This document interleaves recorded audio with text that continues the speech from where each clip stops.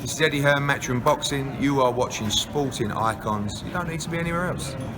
Right, so before we get into the main story of this particular video, let me ask you all this particular question, which I'm sure a lot of you will already be asking yourselves right now anyway, which is it a coincidence that we're right on the brink of Fury vs Joshua being officially announced by all parties involved within the next few hours? And I know for a fact, by the way, that is imminent, that it's going to be announced, that suddenly now Daniel Weinstein, the person who's heading the arbitration case between Wilder and Fury, suddenly now rules in the favour of Wilder. Is it a coincidence? Maybe it is. Maybe it's just pure luck, right? Could well be that, just pure luck. Now, I've texted Bob Arum. I'll send him a message on WhatsApp. I'll see if he replies. I'm not holding out too much hope for it because I'm sure Bob Arum's phone is off the hook from Eddie Hearn, Tyson Fury and everybody involved, all kinds of media and everything like that, trying to get hold of Bob Arum. But I'm going to keep on trying, and we'll try and get Bob Arum back on the channel for you all so we can hear it from the horse's mouth, because the information that we have comes from Michael Benson and Mike Coppinger. Both of these guys, very, very reliable boxing insiders. They do put out a lot of stuff that people don't get to hear about first, but they are kind of singing from the same hymn sheet, yet kind of ending it differently. Michael Benson saying that Fury and Wilder have to fight no later than September the 15th, whereas Mike Coppinger saying that the Undisputed fight on August the 14th between Fury and Joshua is not necessarily off. So which one do you go with? It's very difficult. Maybe it's a case of the WBC. What are they saying about this particular situation? Because as far as this contract is concerned, they have no involvement in this particular contract. This is a contract between two men, Fury and Wilder. It's got nothing to do with the WBC. The WBC haven't sanctioned the third fight. They said this before, they haven't sanctioned it. So in theory, I'm not saying they should, or even that they will. I'm saying, but they could go, okay, Fury Wilder, you guys crack on with your third fight. There's an August 14th date set right now. Because, again, let's be honest, the WBC have always been very high proponents of Undisputed. They always want Undisputed. So they could go, right, Fury, we're going to make you champion in recess, or the winner of your fight champion in recess. We're going to give our belt to the current interim world heavyweight champion, which is Dillian Whyte. Much like they did with Jamal Charlo, much like they did with Devin Haney. They could do that. So therefore, Dillian Whyte goes fights Anthony Josh for Undisputed on August the 14th. That's one way that it could happen. Unlikely, but it could happen, right? What's going to happen with Tyson Fury? Is Tyson Fury going to now honour what the judge says?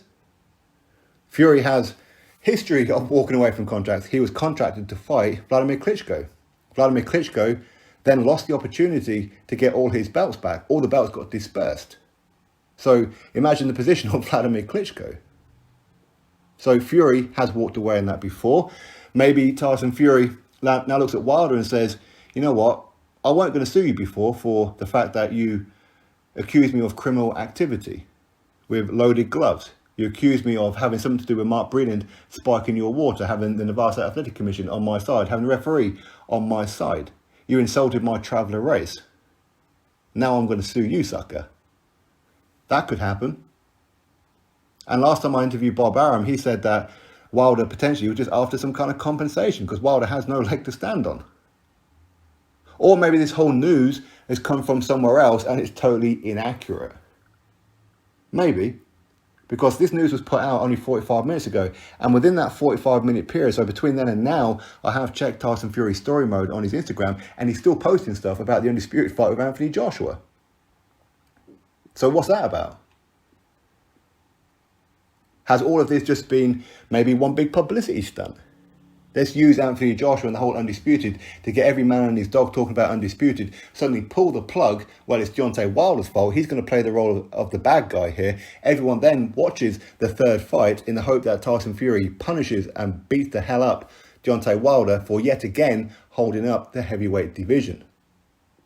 Is that what they've been doing?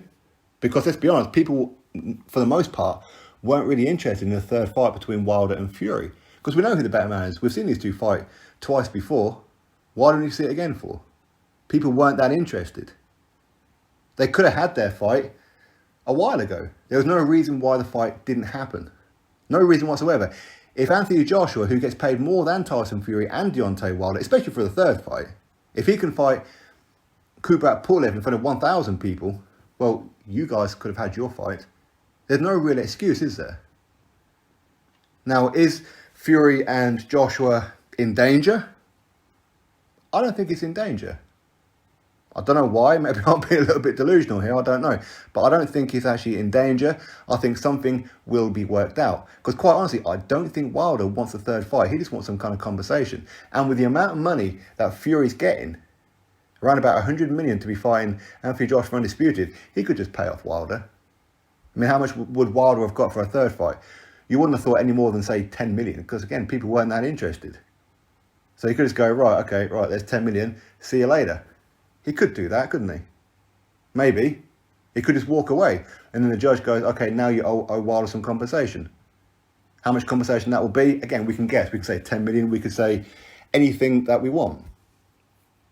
But until everything is official, all we can do is speculate right now. So I am still waiting for Bob Arum to reply. I'm actually just checking my phone. Oh, actually, I do have a message. No, it's not Bob Arum. So either way, we're waiting to see if Bob Arum actually responds to me, but I'm sure other people will get there before me. That's probably a guarantee on that one, so let's not hold our breath. That's going to be happening before I go to sleep, which will be momentarily. Either way, according to Michael Benson and Mike Coppinger, they're both singing from different hymn sheets in some ways. Michael Benson saying that a third fight with Wilder and Fury had to happen no later than September the 15th. Mike Coppinger, he says that Fury-Joshua could still be on. Which one do you go with? It's very, very difficult. Very, very difficult. What will Tyson Fury do now? Is he going to now counter-sue Deontay Wilder? Or all of this whole information just totally wrong? We really don't know. We really, really don't know. I'm sure the Wilder fans are up in there celebrating, running around in their Y-fronts. That's probably what they're doing right now. But don't count your chickens until those eggs hatch. I'm going to sound like John Fury there, didn't I, with the old egg comparison. Anyway, drop your thoughts below about it. Click thumbs up, subscribe. Catch you all in the next video.